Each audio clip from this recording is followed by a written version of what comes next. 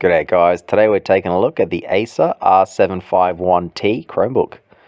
This unit comes with an Intel Celeron N3450 4-core 4-thread CPU from 2016, 4 gig of soldered DDR3 RAM, so it's not user upgradable, 32 gig of soldered eMMC storage, again not user upgradable, and an 11.6 inch 1366 by 768 touchscreen display.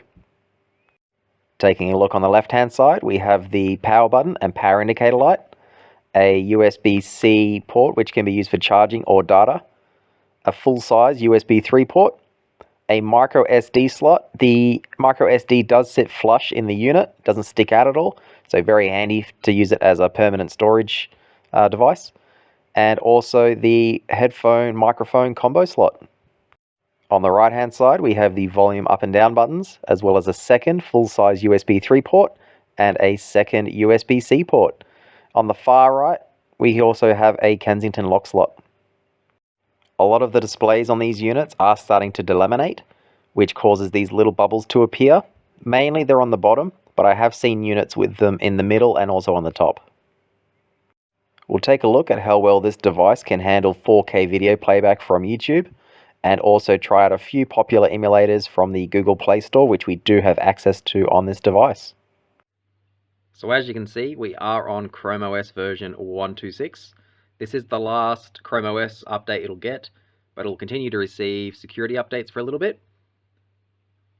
So to start off, we will test media playback on YouTube. Oops. Back to the start. Full screen. Change it to 4K. Again, we'll restart it.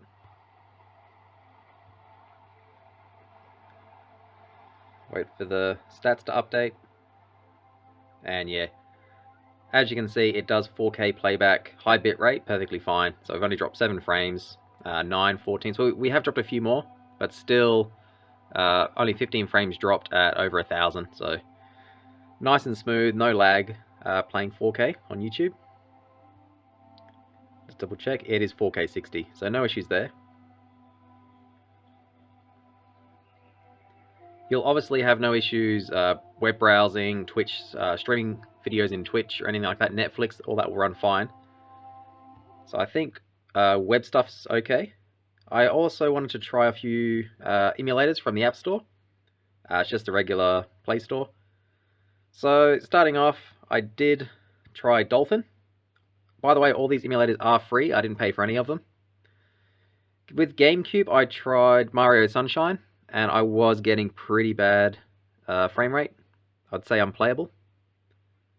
We'll just Mario Sunshine.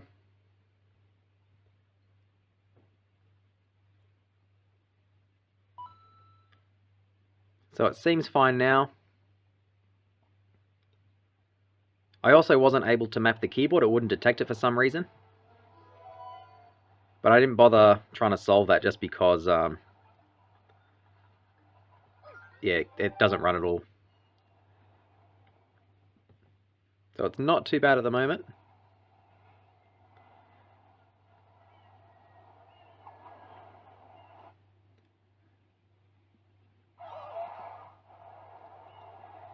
This would be a pre-rendered video, so that's why that's playing back fine.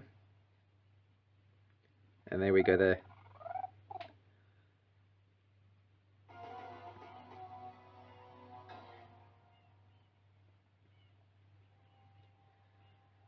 It is pretty terrible. So we'll stop Gamecube there.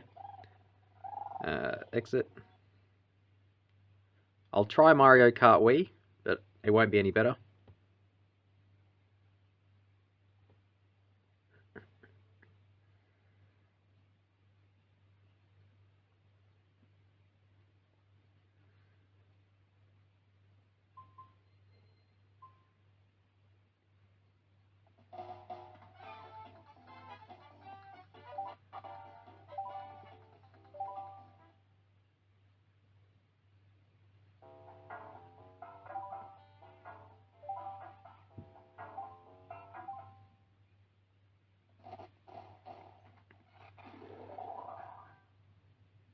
So the menus seem fine at the moment. There was a lot of lag when I selected player 1.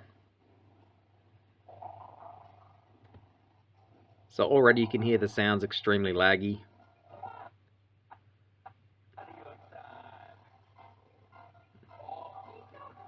I will get into the race just to show you that it's unplayable. I have left all the settings as at default, so I haven't changed anything.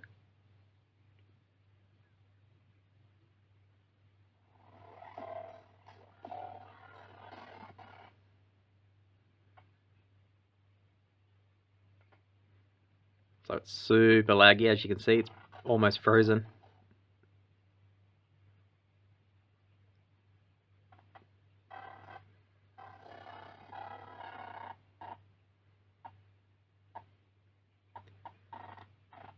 I think we'll end it there just because of how poorly it's running at the moment. Yeah.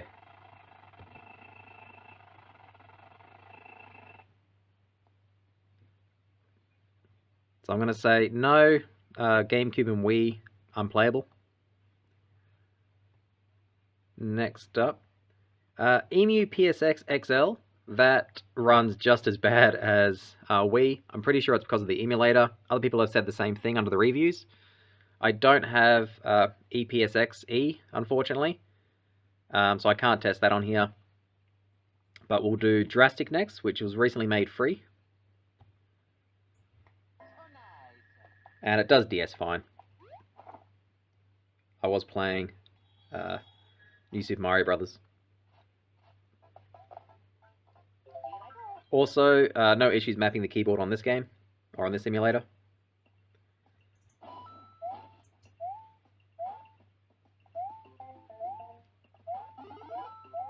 Yeah, nice and smooth, no lag, no issues. Also, the touchscreen does work. You can hear there's no item. I'll see if I can get an item. I think there's one over here somewhere. Oop.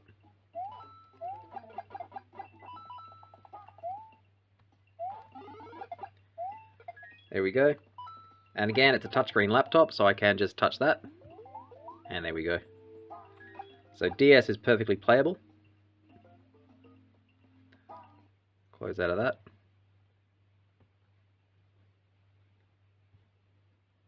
Next we'll try PSP. Just using PPSSPP, the free version. And as a test, I used Mega Man Powered Up.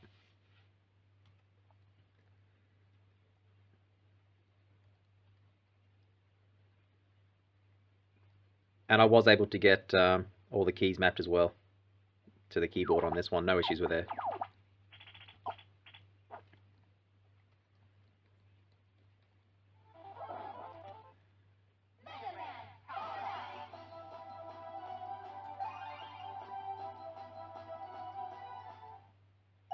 I'm also going to save my game. So we'll just skip into it.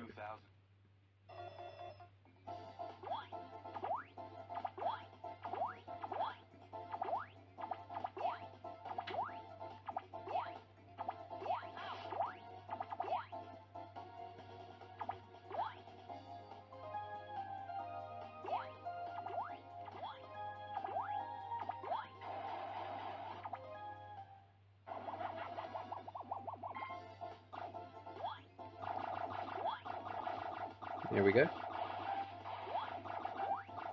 So yeah, PSP seems fine on this. No issues mapping the keyboard. It's nice and fast, full screen, nice and clear. So I'd say PSP is a win.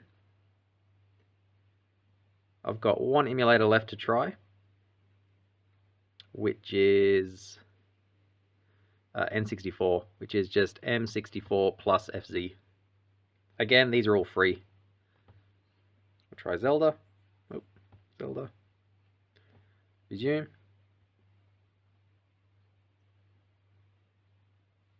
One thing I've noticed with this emulator is you do have to wait 10 seconds. I'm not sure if it's trying to load an ad on the right hand side and it's failing, but there does seem to be a 10-second countdown.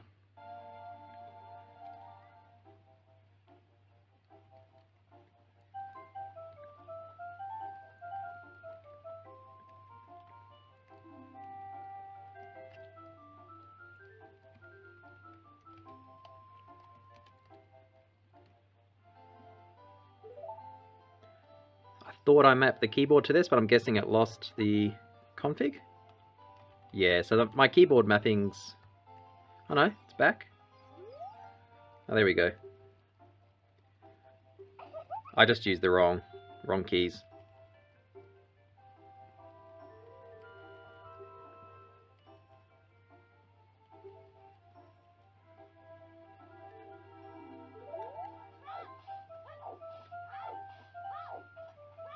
But yeah, I've had no issues with Zelda 64. Nice and fast. I haven't gotten very far into it, but yeah, there's no slowdown or anything like that. And it does look nice and crisp. It's not running in full screen. I'm running it in the largest resolution without distorting. You can go in full screen with distortion. Just focus back down. So you can run it in full screen with distortion, but yeah, it's not linear. I think that'll do it for emulation.